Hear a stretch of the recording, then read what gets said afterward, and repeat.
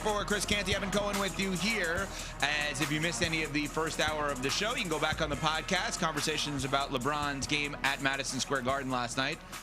We're not even acknowledging that it could be his final game at Madison Square Garden because we all think he's coming back next year. The Knicks beat the Lakers last night. All of the latest around Giannis, as Sham Charania has reported, our ESPN NBA senior insider, that the Bucks have given counteroffers to those teams that have made offers, which we all deem to be a story of significance because that at least means you're entertaining, even if it's the Timberwolves calling and you saying, I want Ant. It's still a counteroffer. There's still a counteroffer that has been made by the Milwaukee Bucks. And then the two hires that we saw in the NFL over the weekend with the Raiders soon to be hiring Clint Kubiak, offensive coordinator for the Seattle Seahawks, and the Arizona Cardinals hiring Mike LaFleur, brother of your coach, Matt LaFleur, in Green Bay. We also saw a pretty stunning move over the weekend in terms of a firing at the GM position. Kwesi Adofo-Mensah, the Vikings general manager, was let go over the weekend. Now, the day before he was fired, he met with the media and was asked about the decision to move on from their former quarterback, now Seahawks quarterback, Sam Darnold. You spend a lot of those nights, obviously, you're up in these decisions and they're uncertain, and you're trying to make sure that you don't lock yourselves into what you did and thinking that it's always right. And so there's those nights and you wake up and stare at the ceiling and ask yourself. But I always go back to the process and what we thought at the time. Yeah, it's easier to kind of go and be revisionist and results-based, but going to really think through what we had at the time. I still understand why we did what we did. The results maybe didn't play out the way we wanted them to, but ultimately, I think that at the end of the day that we could have executed better in certain places. And I don't want to say it individually in terms of a particular player, but just executing better, knowing what the room was, play style wise, experience wise, and just kind of really put together a better combination of people, collective in that group. That's kind of the thing I probably focused on the most. That was really just a great learning experience that tied into the quarterback discussion, and those are things we'll carry with us going forward. Okay, so before we get to the comments of Mark Wolf, the owner/president of the Vikings, he makes those statements. He's fired the next day. It's not like they realized that Sam Darnold was in the Super Bowl because he made those statements, Smalls. Do you think in any way, shape, or form, anything he said contributed to the expedited process here?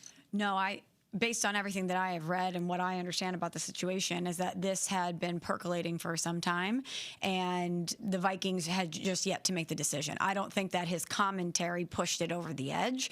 I think it's more likely that there was obviously some fracture between the front office and the coaching staff. Maybe they weren't aligned as far as their vision of moving forward. I also think the fact that only 4 of his 28 draft picks are going to be starters for the Vikings, that played into this. And then if you're reading anything coming out of Minnesota, clearly the way that he went about things caused some sort of discontent within the building. He has an untraditional background. He came from Wall Street before he came into the NFL. And I think that outsider coming in never really sat well with a lot of other people. And it just seems like this is something that had been brewing for a while. The timing of it is a little peculiar to me, because why would you not do this right after the season? If this is the route you were going to go, or you had an inkling that you wanted to fire him, you should have done it after the season to position your organization to be in the best position to get the best candidates out there. So I was a little surprised that he would be at the Senior Bowl, he would be doing these interviews, and that then they would elect to make this move. But clearly they talked to enough people and heard enough about how Kwesi Adofo-Mensah was operating behind the scenes that they said, we can't have this moving forward. Courtney, let me just ask you a question as somebody that covers the NFL on a daily basis. Everything Smalls just brought up, wouldn't the Vikings have known that before Friday? They knew he came from Wall Street. They knew what his 4 drafts looked like. They knew Darnold walked, or they didn't up the ante. They knew that he drafted J.J. McCarthy and that he wanted him to be his guy. They knew that Darnold led the Seahawks to the Super Bowl. So everything Smalls just said, factually, combining to maybe lead to this, they knew before Friday. They knew the moment that they were eliminated from the playoffs, which I believe was like week 14. So they could have made this decision. They had the information to make this decision months ago. That was December. However, from what's being reported there and from what I know, having sources inside of that building and who I covered the Vikings for 5 years, there was a lot of pressure that was applied after the season ended internally to let it be known that not everybody was happy with the direction the franchise was going in from a front office perspective. And if you're connecting dots here, remember Brian Flores was interviewing for the Steelers job, but also had agreed to terms to sign that contract extension with the Vikings to remain their defensive coordinator, which for a reported $6 million makes him the highest paid DC in the NFL.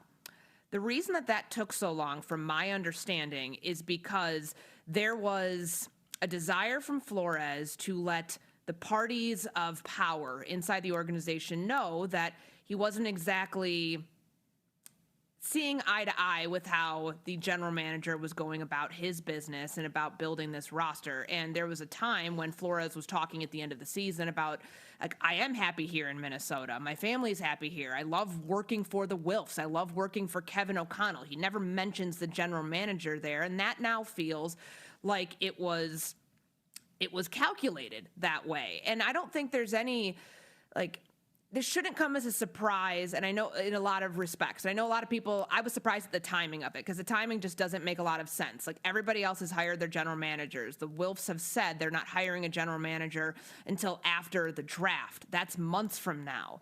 But you have to understand the culture of why this team did it this way. Rick Spielman was their former general manager, and for 15 years, because he didn't have that title the entire time, they had a different structure in the mid-2000s.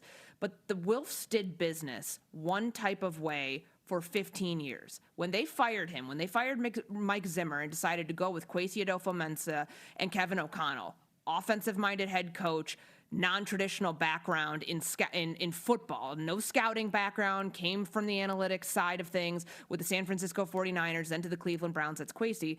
They did a complete course correct because they thought we grew stagnant doing things the way we had done it for so long here, and it netted us one NFC championship appearance, and we haven't been able to get back there since 2017.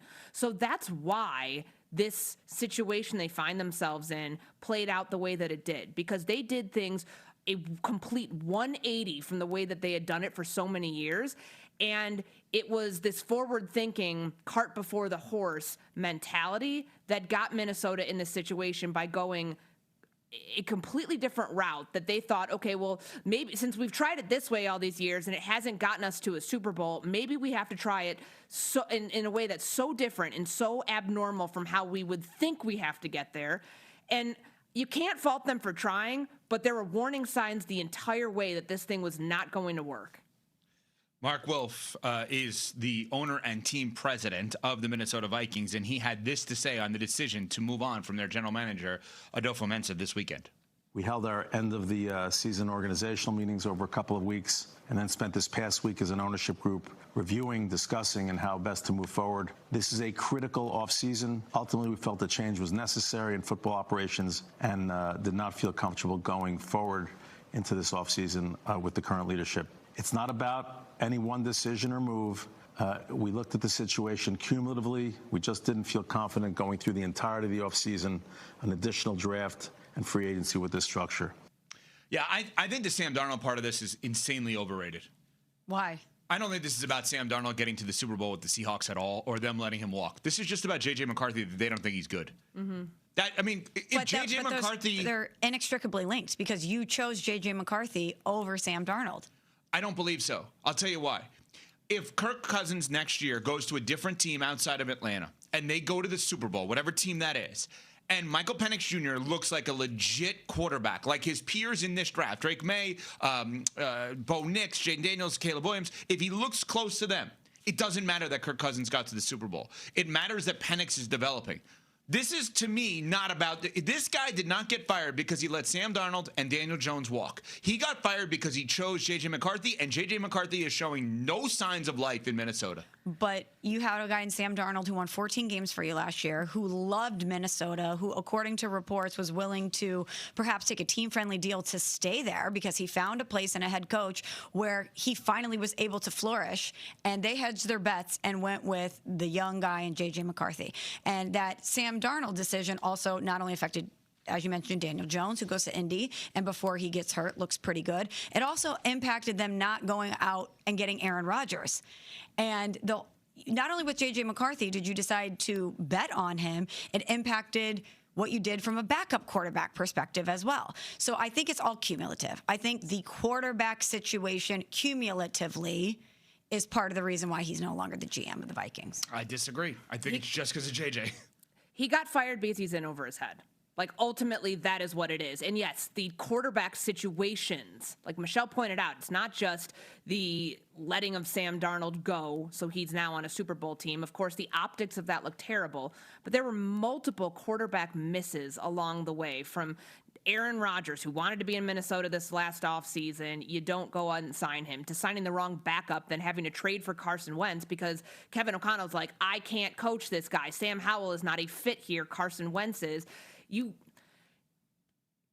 Adofo-Mensah did not have the capability of doing this the way it needed to be done for a team that is always going to try to make big swings. They spent more money than anybody else last year in free agency, and they're a team that found its way out of the playoff race by week 14 last season. His inexperience ended up being his downfall. It was almost, he was naive to a fault, honest to a fault.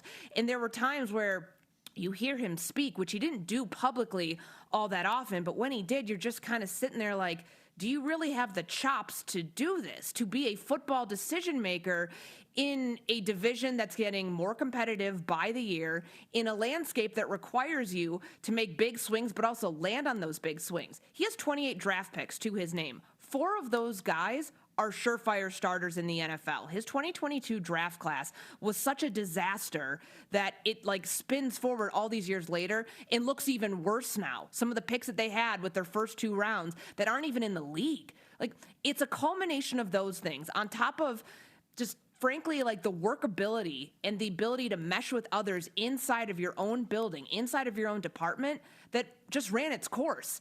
And when somebody wins a power struggle in the NFL, ultimately here it looks like it's a Kevin O'Connell, Brian Flores, the coaching staff won out because their vision did not align with the front offices, and you cannot have that level of disconnect. Otherwise, you're going to have bad drafts and bad free agency signings. Like, you have to stop the bleeding where you can. I just am surprised it took this long for them to arrive at that conclusion when they had this information months ago. I'm glad you brought that up, Courtney, because in reading so much about this over the weekend, it sounds like from the beginning he kind of didn't really fit in. Like, he came from Wall Street. He had this analytics background. There's been a lot reported about him taking paternity leave, which is very frowned upon. You know, these unwritten rules, the mores of the NFL. The what? The mores. Word of the day? Yes, word of the day. Yes! Unwritten rules. You have to know my alarm is going to go off anytime I hear more because I want to destroy it. As in Daryl, but a good season so far. Pretty good at the winning thing. No, me today, Daryl, with Smalls. Oh, yeah, okay. Way to start the week off with the win. But seriously, though, these unwritten rules of the NFL that you have to be 1,000% in, your personal life always takes a back seat. You kind of have to do it our way. It seems like he never really adapted to that, or he never really wanted to. Yeah, I mean, he did things his own way. He had a door-closed policy. That's how he conducted business inside the front office. There were a lot of holdovers from the last regime that worked in Minnesota that became a part of his front office staff. Again, they were used to doing things for a certain way for 15 years under Rick Spielman, and when Kwesi Adofo-Mensah comes in with a completely different background, there was no seamless fit. He was operating in his own silo, and a lot of football departments operate that way. The most successful ones don't. And that prolonged what you were seeing play out, from bad draft classes to free agency decisions that made you scratch your head. And he was drowning in it. At some point, they had to stop what was going on and pivot course, which is why Rob Brzezinski, who's the VP of Football Operations, as Mark Wilf pointed out in that Friday press conference, is going to run this thing through the draft. I wouldn't be surprised if they just keep him in that role going forward, considering he was the de facto GM since 1999 before Spielman came in. All right. This is going to be a juicy situation to watch in the offseason. I think everything everybody just said makes me think that Aaron Rodgers to the Vikings is now on the table. Just want to point that out. I think that Aaron Rodgers to the Vikings is now on the table. We're on Sportsmanlike, presented by Progressive Insurance.